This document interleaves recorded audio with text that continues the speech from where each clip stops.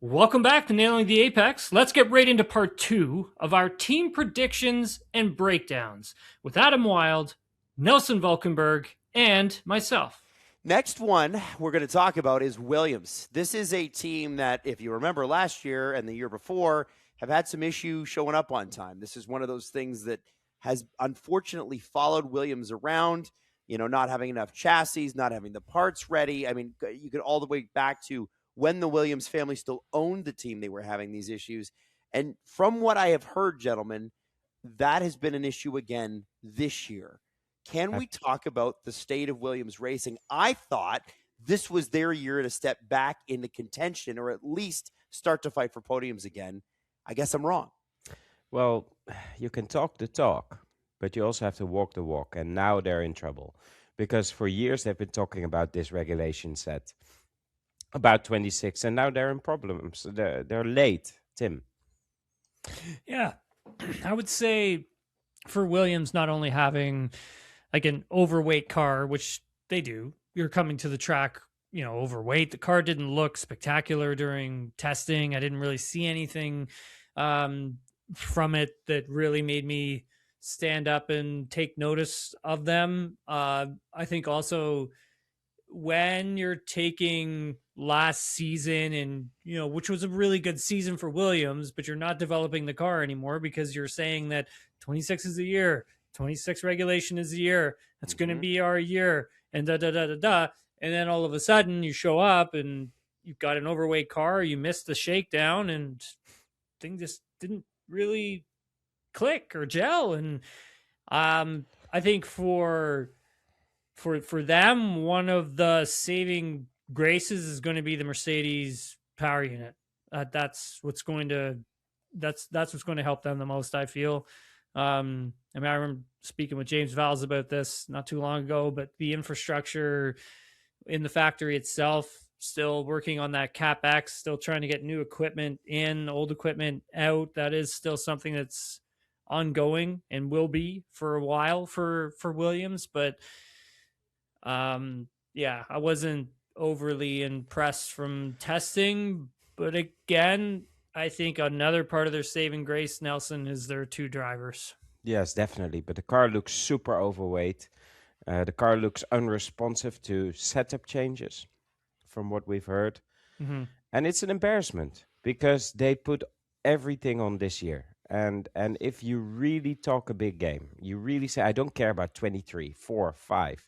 I care about 26. And it turns to 2026 and you're late and you're looking uncompetitive. And if that car is indeed overweight, it'll take some time to get a new chassis. By that point, they'll be late in development.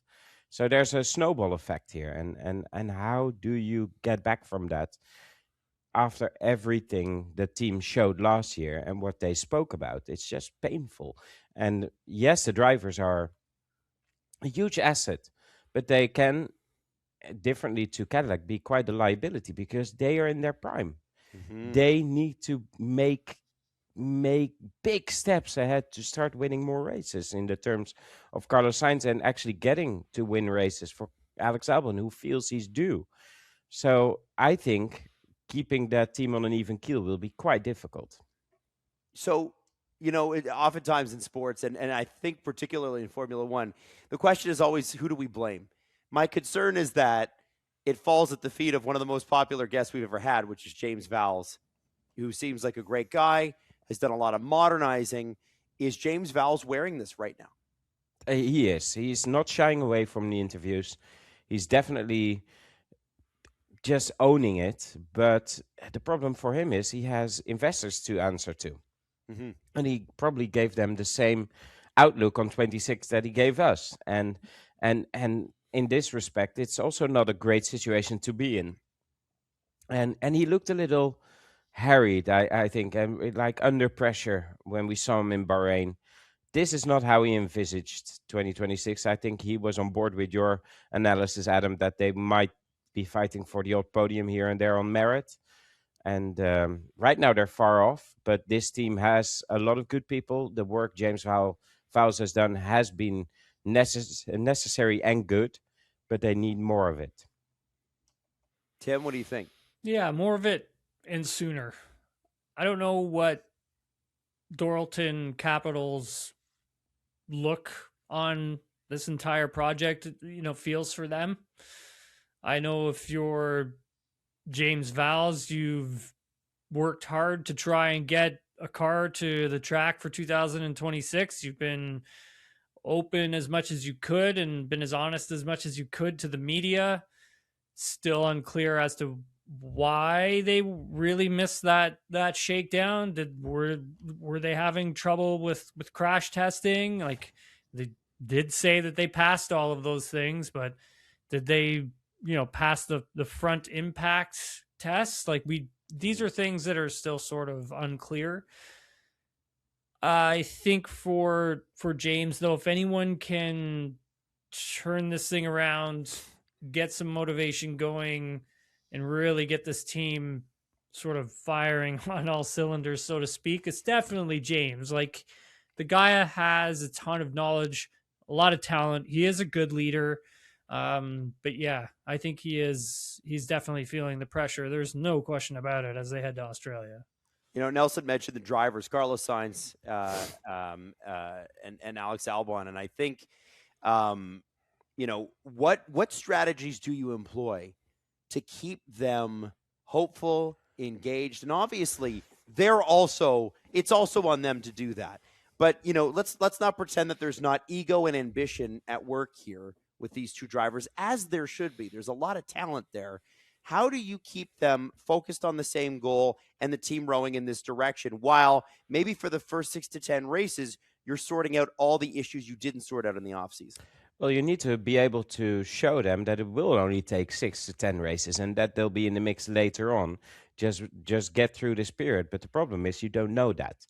And if you promise, give me 6 to 10 races, and by race 17 you're still not there, then they start to lose faith. So that is a balancing act. And I feel for Williams, the honeymoon is over of this new period, this new era. And now this is the first real big speed bump for them. I think also, like, what you have to tell them is that they're team leaders. Mm-hmm. They have to set as best example as they can. Granted, even if the performance isn't there, and yeah, they're going to get upset and things of that nature. But I think when you start, really beating down the team and the team personnel, you're, as a driver, you're going to run into more problems, more issues, more things popping up, the development not being sped up. Like, I think as a driver, you have to be that motivator. You have to be that leader who takes this team and says, right, I'm going to try and carry us across the line here. I'm curious about Carlos Sainz's deal. I believe it's up at the end of the season, is it not? Yes, I believe so as well, but he doesn't have many other options right now. Okay. It will depend on how the rest shakes out. So he can't really be very angry all the time or be frustrated, because you do need to look like a team leader if you want to go somewhere else. And last year he really bought into the Williams project and the James Vowles project. So he can't have lost that at all, and I don't think he has. But it will be tested this year for sure. Okay. And I do wonder about that, the goings on at Ferrari whenever it comes to Carlos Sainz. It feels like there's unfinished business there, but we'll see. Maybe I'm completely wrong. Now, this is as you guys have outlined, this is not a short-term problem.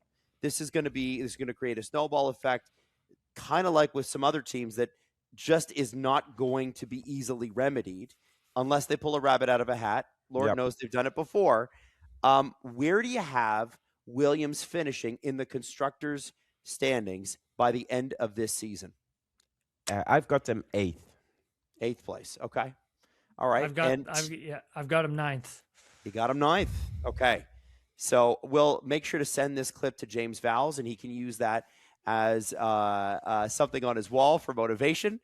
Just wake up and yell at Tim and Nelson every morning, and then get out there on the track and be very calm and cool like he always is. Anything else to add on Williams, guys, before we wrap this one? Livery looks good. Oh, yeah. It is a sharp-looking car. Yeah, definitely. Next team up is Racing Bulls. This is an interesting team in the sense that it really hasn't made a lot of noise. Liam Lawson, Arvid Lindblad, as obviously drivers. We'll hold on those guys for a second. I want to talk a little bit about what their programs look like. What does the car look like? This is supposed to be, in ideal scenarios for Red Bull, a middle of the pack team. It hasn't been that. It has back in the Toro Rosso days. It sort of was. Where do we stand now? Has preseason testing gone well? No. Okay. No. It looks a handful. Okay. It definitely doesn't look as well put together, as well conceived as the Red Bull car. It shares the same powertrain, of course, the same gearbox, but otherwise it's a completely different philosophy. And definitely in the hands of Liam Lawson, it looks like an extreme handful. I also think Lawson isn't the best friends with how to drive these cars yet, but I don't feel that this car is where this team needed to be. It feels a little extreme, and it looks extreme on track as well. They have a lot of work to do with the gearbox and the powertrain itself at the same time, and not only the drivers trying to figure out how to work that sequence like Max Verstappen already has. It's also trying to understand what it does, what it can do. Watching them on track with this car, it looked very awkward.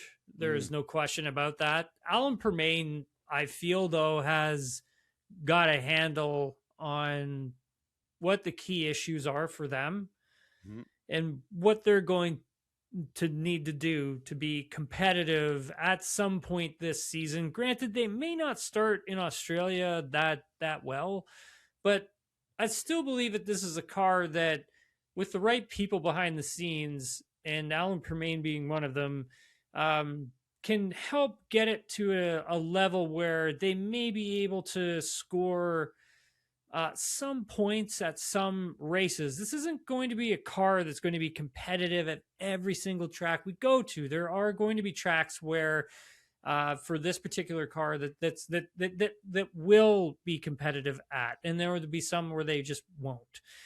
And I think when we talk about the drivers, I agree with Nelson in terms of Liam Lawson really struggling with how this engine power unit regulation has gone so far. I think he does need to start spending more time within the simulator. That being said, that I'm not saying that he hasn't been, but I think for him, putting in that extra time, I think was going to serve him greatly. And as for Arvid Lindblad, being a rookie and coming into this type of a regulation change is quite dramatic, because this isn't something that he's used to. This isn't a Formula One that he is really going to know and understand straight out of the gate. You have to remember that he has been doing testing with this, with the Red Bull Racing family last season, and those were cars that are much different to what he's going to have to drive now. I think his development is going to be really fascinating to see play out, because I think when we talk about rookies and coming into this type of a regulation, who knows, maybe in 2027 we have more rookies, right? And if we do have more rookies, then we can always base it off of like, okay, well, how did Arvid Lindblad handle this type of regulation when he showed up in Formula One? He may also be quite unburdened by previous generations of cars, where other 100%. drivers may feel like it's Great point. like it's a step down. He might be completely unburdened. This is the best racing car he's ever had. So in that respect, I think he may have an easier job than Liam Lawson, and he looked happier in Bahrain. He did. He also looked very solid. I just feel like if those two are to develop this car, it is going to be a tall order, because one doesn't seem really friends with the regulation, and the other is a very underdeveloped rookie yet. There's so much more to come from him, but to do that in conjunction with developing the car, that's quite something. He's green. And so Liam Lawson, it's interesting, the narrative shift on him and his career over the last few years has been fascinating, because obviously he's the guy that stepped in and did a great job when Daniel Ricciardo, broke his hand, and then he was waiting on the outside and then inevitably replaced Ricciardo, and then was at Red Bull, the top team last year at this time, but it only lasted for 2 races. And there were some questions, not many, but some questions about whether or not he would continue or whether it would be Yuki Tsunoda that stayed with the team. Obviously, they went with Liam. This is a big year for his career. I think this feels like make or break. Am I wrong on that? No, he dusted himself off last year very admirably, and I was super impressed that he picked himself up and got himself back in a place where he was happy. But I think this will be a difficult year for Liam. Tim, what do you think about Liam and his future in Formula One? Yeah, it's definitely a huge season for him. If he struggles, he'll most likely be replaced. No question about that.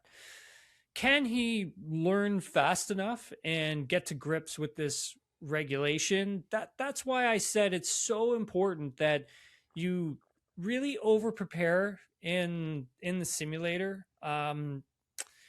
Think of it this way. So when drivers were coming into this regulation, the simulators that they were driving, the data that they had is much different from the simulators and the data that they have now. So doing lots of time in the sim in December, the car is going to change in the simulator from December to February, like towards the end of February even. Like they're probably in the sim right now as we're recording this, like running and doing as many laps as they can, because they need to learn from the amount of data that they collected in Bahrain, which was different from the amount of data that they collected in Spain, which changes the way your simulator works and how the driver has to operate it.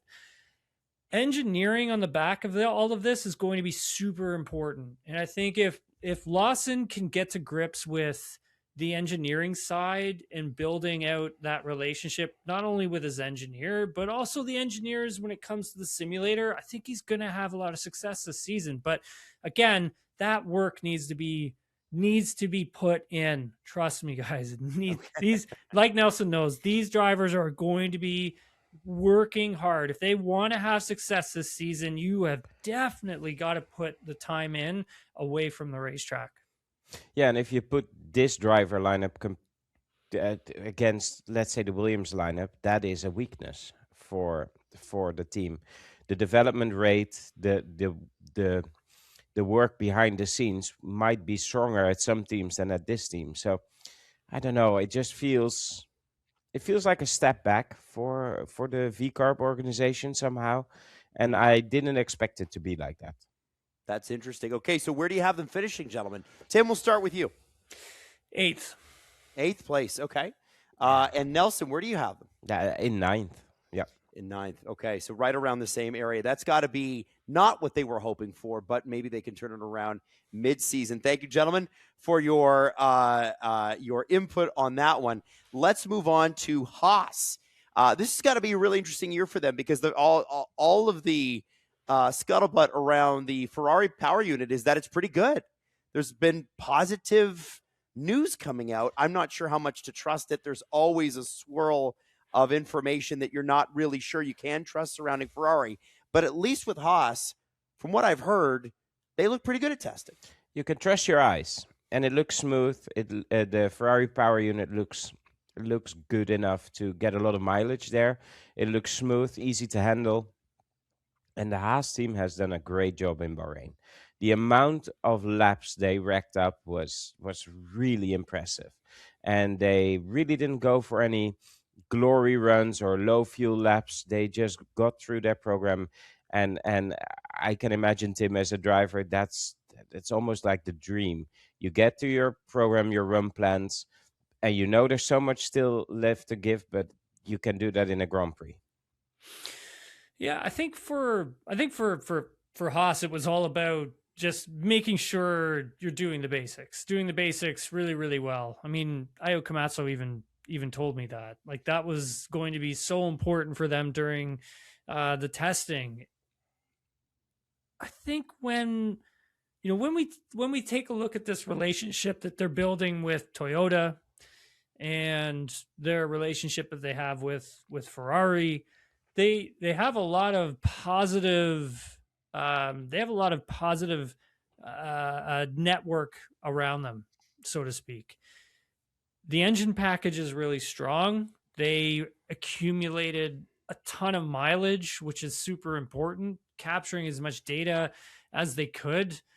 And then on the other side of it, you have Toyota that's helping them, behind the scenes and in helping them build their own in-house simulator in Banbury. And that's going to be huge, guys. That's going to be massive for this team to have that driver and loop simulator and have that thing up and working. And for Toyota, I mean, they know how to do that. They can do that really well. And so I really like that partnership that they've started to build out with Toyota. We'll see what it turns into in the future, but this is a great start for this team. Like, they are ahead of the midfield. They are the top dog when it comes to us talking about the midfield. There's no question about it. I think we didn't see what their true pace really is during testing, and I'm excited to see what Ollie Behrman can do in his second season of Formula One. He is super impressive. Esteban Ocon's a different question. Io Komatsu's got a lot of questions surrounding Esteban. He wasn't really happy. What would those be? Wasn't really happy with how last year went. He wants more performance from Esteban. He should be able to keep up and beat Ollie Behrman. Behrman shouldn't be beating him, but the thing is that Behrman's really friggin' good too. So it's a tough dynamic that those two have got to work with. But I think you've got the right driver combination at this team for this season. Nelson, you were going to say something there about Ocon too. I'm interested because this is a guy who everybody has always said has a ton of talent, has a ton of pace, but it can be team or it can be him or whatever, hasn't put it together in the way that people thought. Where does he stand now?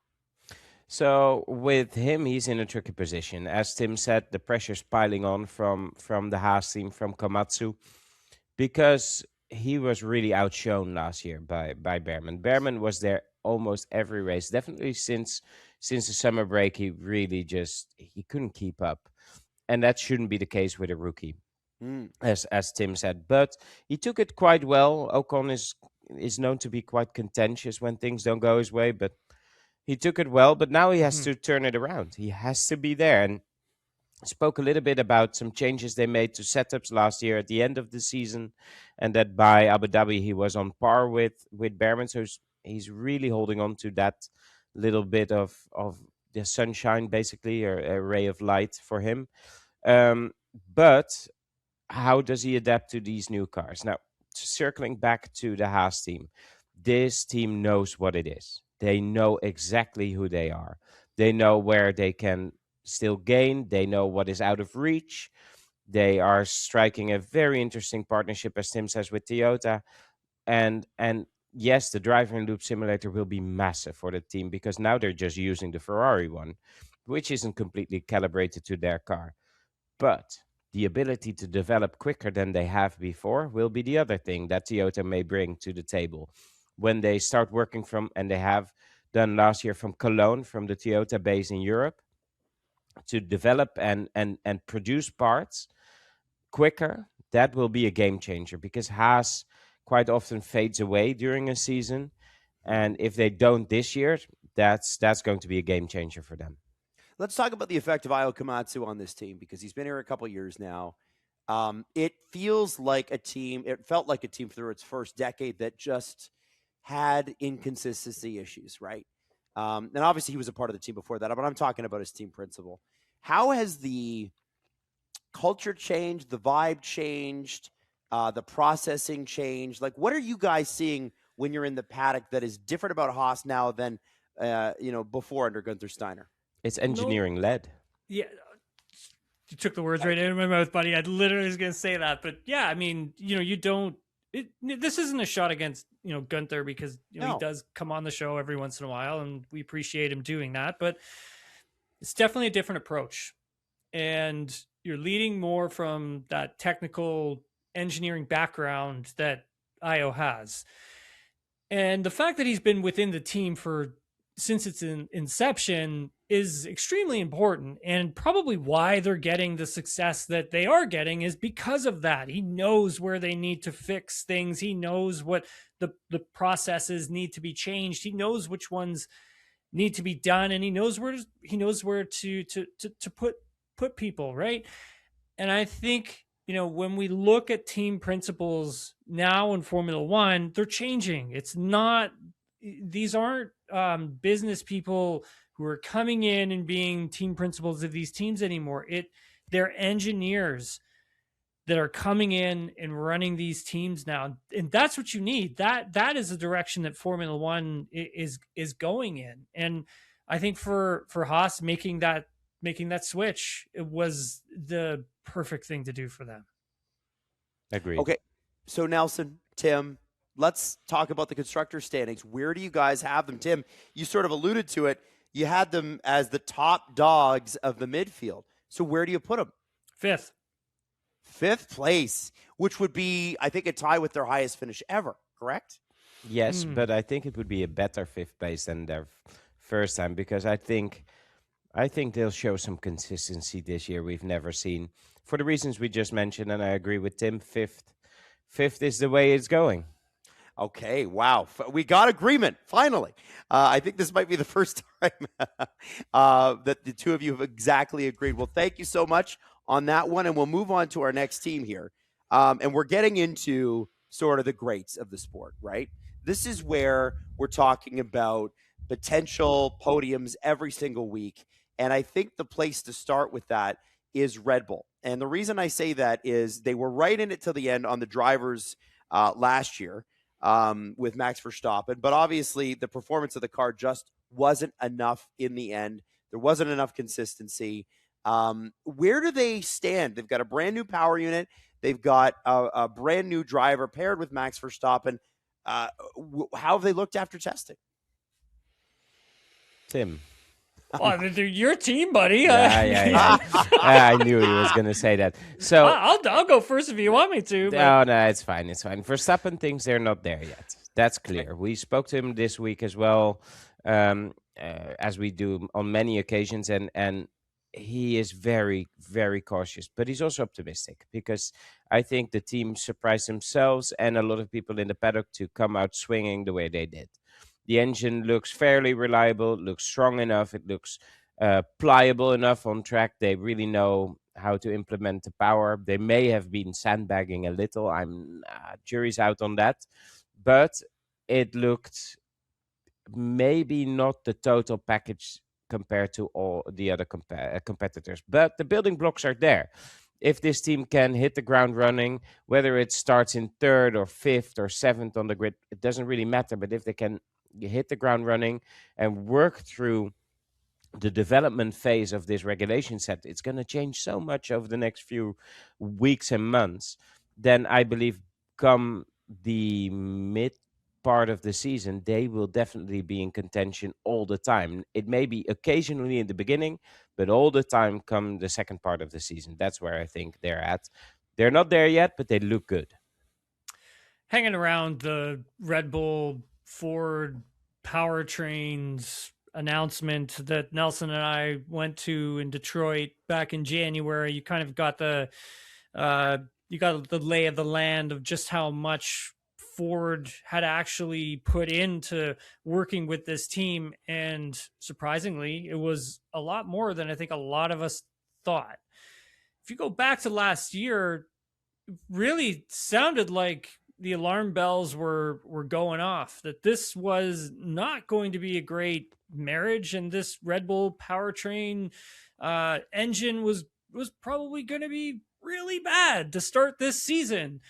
And then getting to the track, hearing how positive things went during the shakedown in Barcelona, and then seeing the mileage that this thing was able to do during testing was extremely impressive. I think when Total Wolff says that, at that moment, when it comes to deployment, this is the fastest team on the grid and by a long shot. Obviously, Toto is going to be playing them up a bit, but still the fact that he did, I think still says that this is going to be a very competitive powertrain that this team has made. The question marks for me, and Nelson, you may be able to fill in the gaps with this one, is the aerodynamics. You know, they've had some key personnel leave on that side of things. And if you're Pierre Vacher, I mean, that's got to be extremely concerning because you're going to have a lot of work to do this season to help develop this race car and make it quick. And one of the things that they're going to have to do is keep Max Verstappen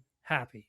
Yes, that's definitely the case. But I think the reason in the end why he chose to stay at Red Bull was because he had faith in this engine development and in the people that are still there. And Laurent Mekies will be vital to that. It's not just Pierre Vacher, and it's up to Mekies to fill the gaps in people leaving those roles. But what I found interesting is that the car hit the sweet spot really quickly. It didn't look like a handful. So does that mean that the ceiling is a little bit too low, or is it a car that once they put development on is going to be quick enough? It'll be more about how you manage the power unit, I suppose, initially, and then halfway through the season it has to come together. I just have a feeling that the momentum they got, the self-confidence they got from last year, the second part of last year, is lingering there. It's still there. And I still believe this combination with Verstappen will be a force. I think with having Christian Horner out of the way and having Laurent Mekies come in and to have that engineering mind, engineering background, and putting that into place, like the likes of, you know, Andrea Stella has done at McLaren, Io Komatsu down at Haas, you know, James Vowles down at Williams, having someone like that with that strength in that leadership role who does know how to lead has made a huge difference with this team. The air around the team is much clearer now. I would say that I see a lot of team personnel at this team a lot happier now under Laurent than they were under Horner, and I just see this team has changed. And I think when you look at Max, I think he understands what Laurent's doing. He has trust and confidence in what Laurent's doing. And I think the same thing still applies this season as it did to the back half of last season. If you're Max Verstappen, just give me something that'll get me there and I'll take care of the rest. Exactly.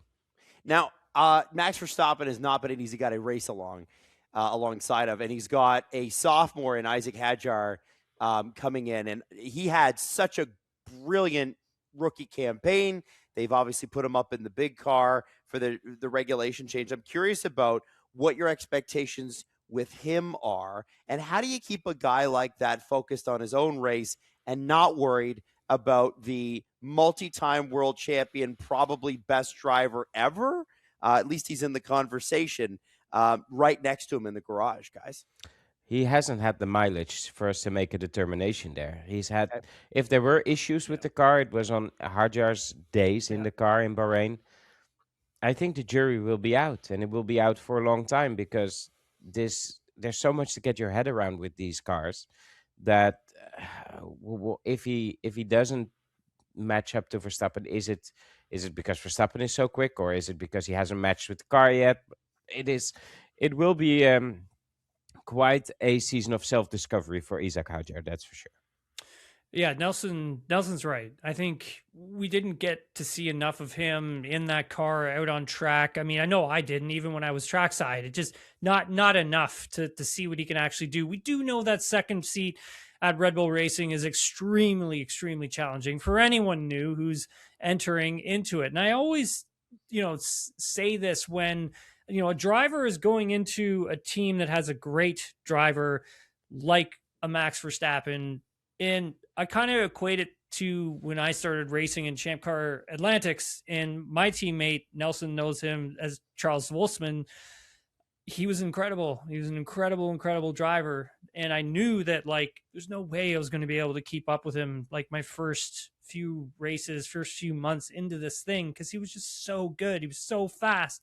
And so I knew that I needed to learn from him, and I needed to learn as much as I could. And that was going to be the way that I could keep up and then begin to start challenging. So I think for Hajar, that needs to be the mindset. You're going to learn from one of the greatest talents in Formula One history. Soak up the knowledge, be a sponge, do whatever you got to do.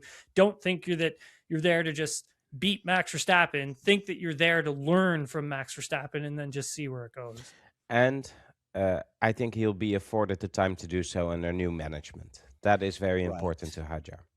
Right. Yeah. No more Helmut Marko. No more Christian Horner. Guys, let me ask you this before we get to the predictions. Does Christian Horner deserve a little bit of credit for the fact that the Ford Power Unit doesn't seem to have any issues? Quite a lot of credit. He put this program together with other kingpins at Red Bull, including Mateschitz himself, and the engine is named after Dieter Mateschitz, let's not forget. But Laura Mackie said yesterday he doesn't want to change the DNA of the team, but to protect it. That DNA is there because of Horner. And it may be a bit of a cheesy PR line, but in effect, yes, it went off the rails a little bit in the last 2 years. But what Horner achieved with this team and with this power unit as well means that he's done an awfully lot of good there. And that must be celebrated as well. So let me ask you this. Prediction time, end of the season, Constructors title. Where do you have Red Bull standing in it? Number 3. Number 3. Okay. Oh, you and I, buddy. I took number 3 too. So we're expecting a little bit of maybe some turbulence early, but by the end of the season, we're expecting Red Bull to come on strong, kind of like they did last year, man. Very, very interesting stuff, guys. Now we've only got 3 more teams to go. And that means that somebody's going to be disappointed, because I don't think any of these 3 teams would say, yeah, it's great for us to start the season and then finish in 4th place. I want to go to McLaren. And there's a reason I want to go to McLaren, is because from what I have heard and what you guys have said on this show, McLaren looked to be, with Red Bull, just a slight tier below Ferrari and Mercedes. Now, that might not last, but I'm curious about where you think they stand early. Will it be something where they come on strong later? Where are McLaren right now? Tim and I are going to disagree on McLaren, that's for sure. Great. We love disagreements. I think they are in the mix. I think they're really in the mix. I don't think they're 4th best. I think they held back a little, and they had a super impressive race run.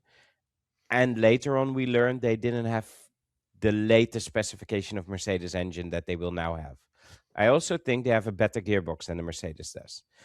So I think this team, strange to say it for a World Championship winning team, is the sleeper favorite. I actually don't disagree with Nelson on that one. I really don't. I think when you look at the development that has to go into this car, speaking with Andrea Stella like a number of times over the past few months, this is a car that I think has been created to add development to it. It was just strong with a strong base and build off of it. And like, holy geez, like they started with a strong base. The car looked like smooth as butter on the track during week rails. 2. Yeah. It looked great. And they hadn't even added anything to the car either. They're not going to add anything to it heading into Australia either. I mean, that's the sign of a pretty confident team heading to the track. Granted, you also have Mercedes power in the back of your car. And also, Nelson had mentioned it with the gearbox. That's going to play such a significant role within the season as well, especially early on, that if you have that strong combination that's working really well together, which it does seem like it is, I would say they are one of the favorites, Adam, for this Constructors' Championship. And this is why testing in Bahrain can be a bit deceptive because they really didn't go for any fast laps. No. They were always there or thereabouts. Yeah. And just the way that car looks on track it feels such a dream. Yes, they had a little bit of mid corner understeer in the faster bits, but that's not a bad thing to have, especially since this car is quite biased to the rear anyway with the loss of grip. So I think they're in a great position, and they have great people to add to it. As Tim says, they are ready to throw development at this car. I got to ask you guys a question. McLaren is such an interesting case study because they essentially, years ago, were in the same place Williams is now. You're talking about a once great brand that fell off pretty hard, couldn't retain star drivers. We talk about Lewis Hamilton. We talk about Fernando Alonso. They rebuilt this program under Zach Brown. They've had a couple of team principals, and they would tell you, and it's pretty hard to disagree, although Ferrari might have something to say about this, they would tell you they have the best driver lineup on the grid. And they do. And I agree with that. But again, I'm showing my bias. I'm also a McLaren fan. I was there for the bad times, though. I want to know what is the strength? What is the beating heart of this McLaren team that they seem to be, compared to a few years ago when they were really on the come up and they were inconsistent? They seem to be a lot more confident in what they are, and they seem to have done really well through this regulation, as you guys have just mentioned. What do you attribute that success to? I did a documentary on this for VIAPlay. I wasn't going to steal your thunder there, buddy. What is clear is that Zach has created a culture where people listen to each other, where they're not afraid to voice an opinion, and where people are understood what their value is. So, for instance, the aero department there under Peter Pomodou, it's never been happier, it seems like. The techno department is able to take risks where possible. What is most impressive is that every development they seem to bring to the track seems to work. Now, there is a tendency to overcompensate and overregulate, and you see that in that battle with Norris and Piastri last year. They're micromanaging, but there is not a blame culture, and there seems to be a lot of open communication within that team. People are finding each other, and that may be the best way to describe the management structure that is in place. It is easy for the right people to have the right conversations at the right time together. Yeah, I would say that the technical department is allowed to be creative. The creativity aspect of your younger aerodynamicists, your younger mechanical engineers, like they are allowed to experiment to see if something will go in a direction. And I think that's a part of Andrea Stella's experience working at other teams where stuff like that kind of got snuffed out and teams missed out on, developing great ideas or taking a car in a direction. And that's been one of the big things for Andrea Stella and this technical department that he has built out so well. And I would say Mark Temple getting moved up back in like May 2024 as one of the technical directors of performance. Like I would say that is a pretty big deal, on top of adding Rob Marshall to your aerodynamics and really helping that aerodynamic department like really build out. And I think having those types of great minds working together has taken McLaren to this new level when it comes to aerodynamic performance. Because, like we had said, they have a Mercedes in the back of their car. They don't really need to worry about the power unit. All they need to really focus on is developing a good, strong chassis and something that they can build upon. And yeah, I believe that they have done that for this season. Yeah, and it's also vehicle dynamics. How do you work the tires? And that's maybe something we haven't touched upon, but getting your rears to survive for a stint this year is something going to they be were so quite good at last year. Yeah, and Rob Marshall is the point in case because he was brought in as a manager, and then they realized, hang on, Yeah. You still have that passion to design, and you've got great ideas. Listen up, you're our head vehicle designer, basically vehicle dynamics designer, and and he was unleashed, and they've been able to unleash the people they had or got, because they also recruited really well, and this team is just a powerhouse. Okay, so let me ask you about papaya rules, gentlemen, because if this team's a powerhouse, those are going to come to the fore. I mean, they've been an issue the last couple of years. How have they changed? Because my understanding is there have been some slight tweaks. Well, I don't think the papaya rules have been changed. I do Okay. think that a lot of the noise around Oscar Piastri has changed. Um, we know Mark Webber isn't Webber, going to be a feature in the paddock as much as it was. I And why is think, that? Sorry to interrupt. Why is that?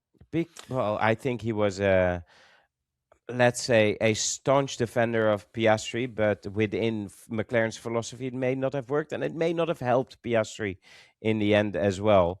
But I think McLaren has prevailed in that discussion.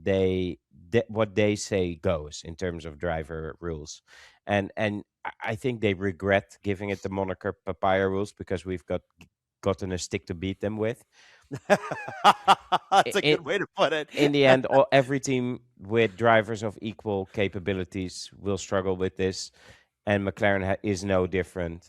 They just put on a sexy name and said, "Oh, look at us, we've got papaya rules." Um, I think nothing has changed there. Okay. For Piastri, I don't know how much time we got real quick. Oh, but- you get some time. Okay. When it comes Like a to minute. when it comes to Mark Webber and Oscar Piastri, definitely like they still stay in contact during Sure. the testing. You know, we had spoken to Oscar about it, and he still calls him like a couple times a week. They still have communication going on between the two of them. It's not like there was a fallout or anything like that. Mark is still part of the program, so to speak. When it comes to Lando Norris, this seeing him, chatting with him, just he just looks different, confident. Yeah, Okay. it looks like the weight is off the shoulders, and there was a relaxation and a confidence with him, and I noticed that on the track, like watching him on the Friday night. Man, he was just banging out laps after lap after lap. Looked super comfortable. He could push when he wanted to. He knew he was very measured with everything that he did when he was out on the track that night. It was really impressive to see. And I still say that I still think that once you get that one world championship sort of out of the way, that's the one. Like, look at what happened with Max, right?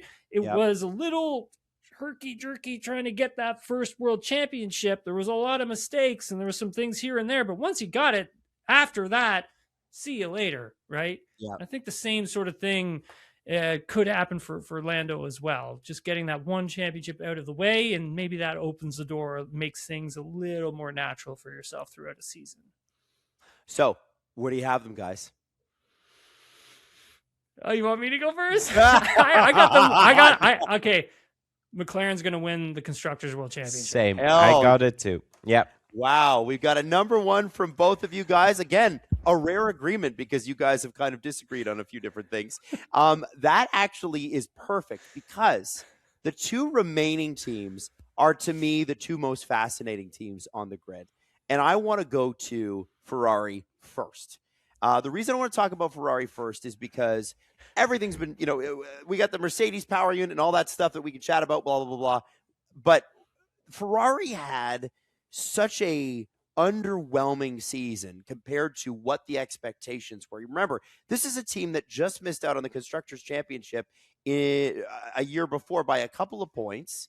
They bring in Lewis Hamilton. They've already got Charles Leclerc, who is supposed to be a multi-time world championship driver by now, I would even say. I mean, this is a talented, experienced, and heritage group at Ferrari, and it seems like the power unit's gone well for them. How did you guys sort of absorb, and what did you think of their testing in Bahrain? The team got better as testing progressed. They found what worked on their car and what didn't work. There was a marked difference between daytime running and evening running. a marked difference between Lewis Hamilton and Charles Leclerc initially, and Hamilton got on the program a little bit more as the test furthered. Leclerc looked very comfortable and very happy. Tim. Agree with Nelson. I think the more laps they did, the better this car got. Their starts look interesting.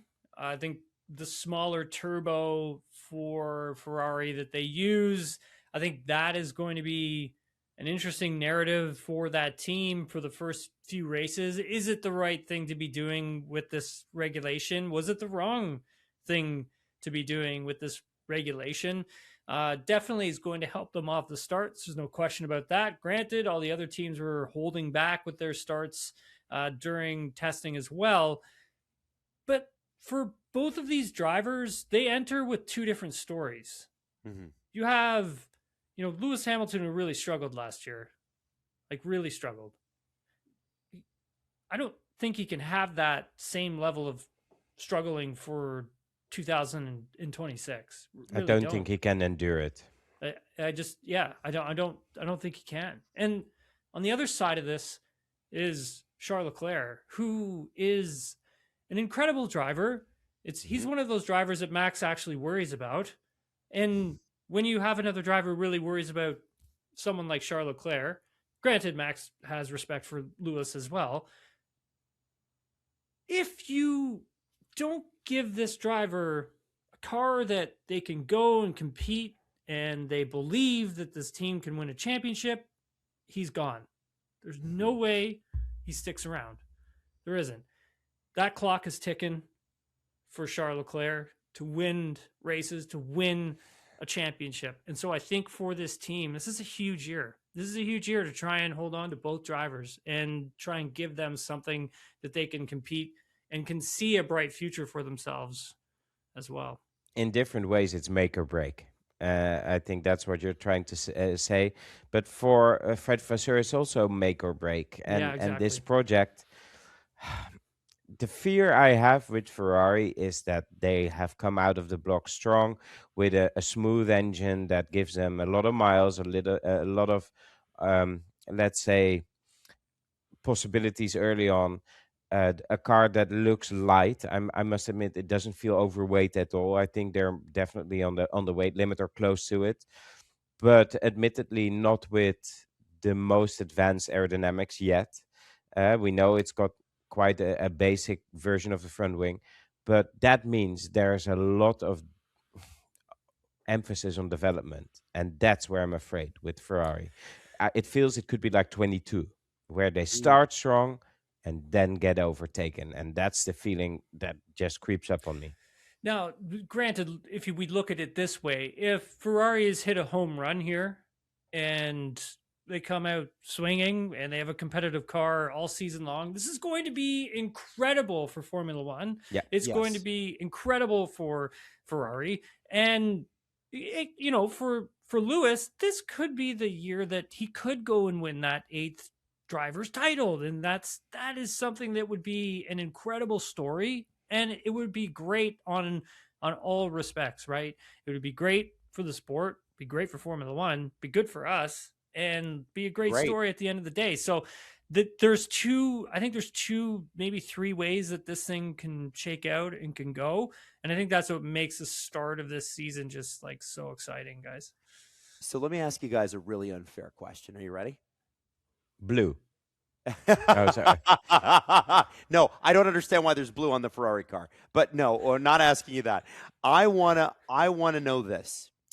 If you were to give Fred Vasseur truth serum and ask him, hey Fred, if you could go back to the summer 18 months ago when you and Lewis agreed to this contract, got this thing done. Well, I know what happened in the winter, but you guys know what I mean. When these discussions started to happen.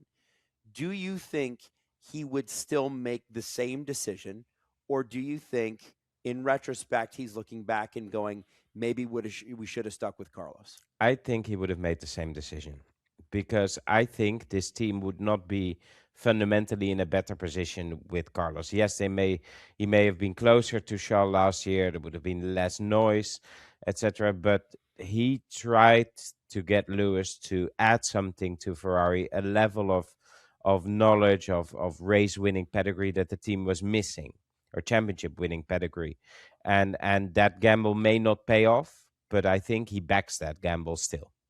It's a very expensive,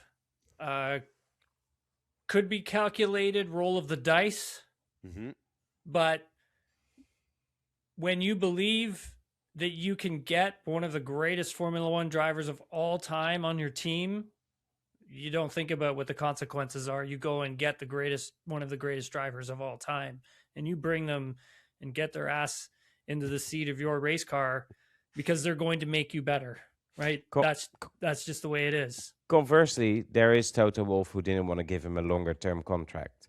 So yes, that's also true. That is also, two things can be true at the same time, and that relation may have played out. May have been played out. I've been on this show before, and I you know what I think will happen with Lewis.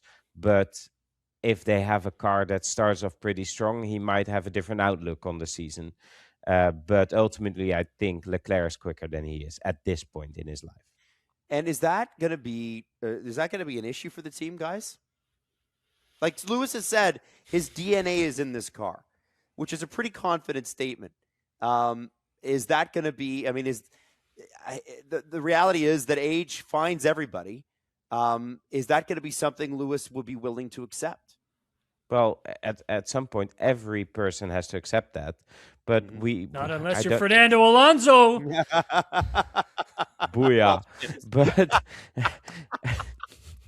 what I do think is that if it's not going the way he wants it, Lewis, there's going to be friction within certain aspects of the team. Mind you, he doesn't have a full-time race engineer right now. He doesn't have a full-time comms person with him at this point. He feels very isolated within the team if you look at it from the outside. So I think there's work to be done there. Okay. Very, very interesting. So this will give away the whole thing, but I'm curious about where you guys have Ferrari sitting at the end of this season. And again, whenever you're doing a prediction, it's an unfair question, but Ferrari seems to be the biggest. They could be great, or they could let us all down again. Where do you have them finishing at the end of this season right now? Honestly, Both of you have them in fourth. Honestly, I hope I'm wrong. And me too, actually. I think really. F1 needs Ferrari to be higher. They do. Yes. That we like F1, the stories that are with both of these drivers, the stories that is with the team, the stories is with their team principal and Frederick Vasseur. We need it for sure. Like there's no question about it. And I think that and I hope we're wrong, but if they're in that battle for constructors title, that's going to be great. Oh man, it's gonna be so good. But granted, they're up against some really stiff competition now. Like this top four that we're talking about, I don't see it being separated by hundreds of points. I see this top four being separated by like handfuls of points. So it could change week to week. Definitely dependent on track characteristics. Yes. But I just think they may start strong, but they have the opportunity to fade away. Last one, gentlemen, Mercedes. Obviously, we started the episode with all the conversations around their power unit. It has performed. Is it fair to say they've had the best performing power unit? I think so, but there's a caveat there, which is called fuel. Right. Right now, we don't know, as we sit here now, whether or not they can run the high octane, basically carbon neutral Petronas fuel, or they have to go for the safe fuel. That will make a difference in the beginning of the season. It's very technical, but every engine manufacturer has to homologate with a fuel supplier a synthetic fuel which is completely carbon neutral. And every atom of that makeup needs to be accounted for. That needs to be shown that it is carbon neutral. Mercedes and Petronas are struggling with that allegedly, But if they figure that out, I think that engine is definitely the most all-round strong one. Hmm.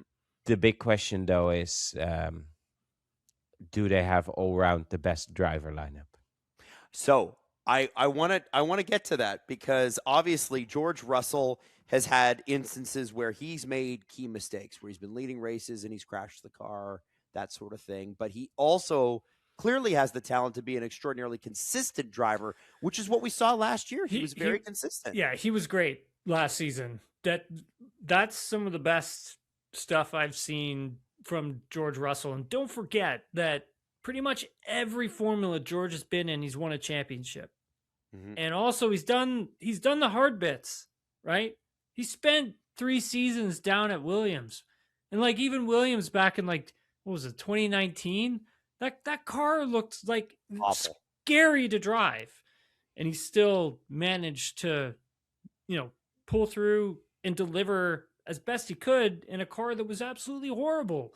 Mhm. And I think for George, learning all of that, taking that with you into Mercedes, this has to be George's championship winning season. It has to be His the opportunity. storyline. This is it. Yeah, I believe that this is his opportunity as well.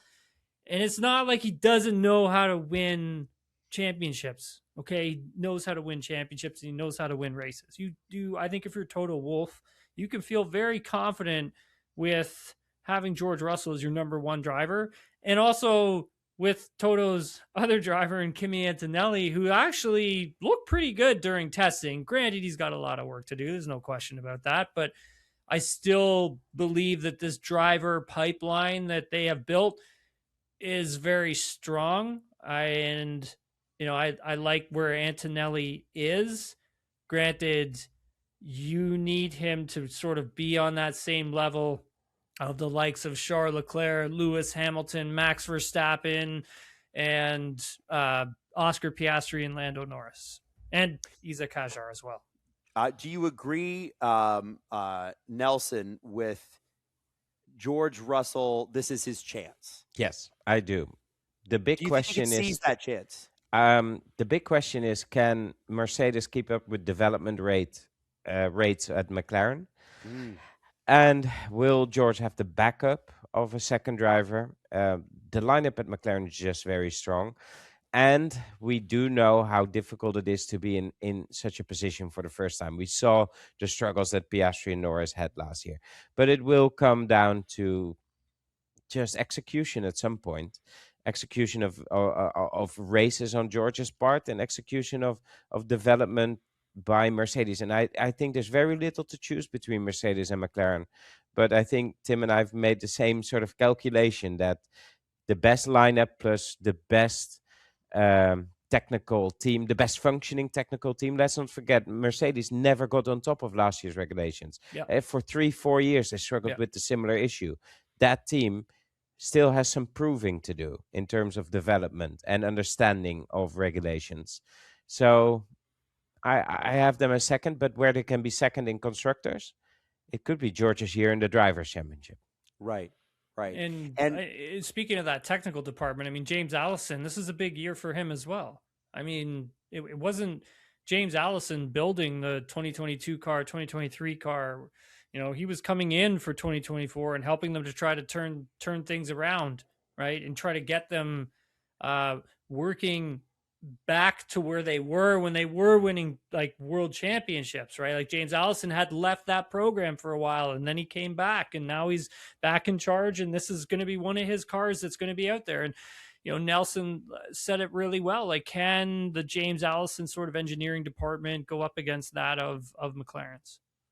Yeah, this is going to be a fascinating thing because obviously coming into the regulation change in 2022, Mercedes was really far behind, and I don't know that they were prepared for how far behind they were. I mean, God, it feels like yesterday we were talking about porpoising, and now I wonder, guys, do you think that Toto Wolff are internally, are they looking at him and going, okay, if he's back into the top 2, top 3, maybe having a winner on our hands, everything's fine. Is there ever a time where Toto Wolff might be hey, maybe it's time for you to step aside and someone to take over. Do you know what I'm saying? I do, but I think if that moment would ever come, I think he would preempt it. I think Toto is very good at understanding where the wind is blowing from and whether it's your time or not. But he has some unfinished business, and if he could bring this team back to the front completely, that's quite a feat, because we've never really seen teams drop off very sharply and then get back up again. It's fascinating, but the pressure is on, because if that power unit is as good as we think it is, the factory team losing out to the customer team is extremely painful again. Yeah, and how do you measure a good Kimi Antonelli season? What are you looking for from him? Because obviously you guys have already mentioned, hey, this is George's chance to win a championship. Kimi had some really bright spots, and then there were a couple of moments, and this happens with rookie drivers, where you had stints throughout the year where he, I guess, underperformed, didn't get the results they thought he could get. What are you looking for from him? Consistency is key. That is what it is, and if you're consistent, you get closer in qualifying because you've got a better foundation. But he needs to be more consistent than he was. Okay, Tim. Yeah, if George is qualifying second, Kimi's got to be third or fourth. He's got to be close. He's got to be around there. And I think if you're Toto Wolff, you're seeing what is he learning from George, and what is he learning from George that he is putting into his driving. I think that's going to be also important in managing stressors around him better. Managing the outside noise, I think, is going to be extremely important for Kimi this season. A tall order when you're that young and so absolutely, yes, and Italian. No pressure, right? I mean, it's coming up. There is that. Yeah. So I mean, it's hard, right? Like you're an 18-year-old, 19-year-old, and you're in one of the biggest sports in the world, and everyone wants a piece of your time, and everyone wants to interview you, and everyone wants their picture taken with you. They all want your autograph, and at the end of the day, you got to focus on your driving, and like that, it's trying to shut out some of that, so you can really focus in on what you're there to do. Gentlemen, you have them both in second place for the Constructors' Championship because it's the last one that we've done. Let me ask you this. How confident are you in that pick? Very. Me too. Yeah. Yeah? Okay. Well, listen, Nelson and Tim, I want to thank you both because this was a long episode, and there was a lot of work that went into this. It's the longest episode we've ever done. On record. Nelson, thank you for your time. We'll be time difference is killing me here. I'm really sorry, man. Hey, Nelson, you've been amazing, and thank you so much for joining us. No worries, and let the season commence.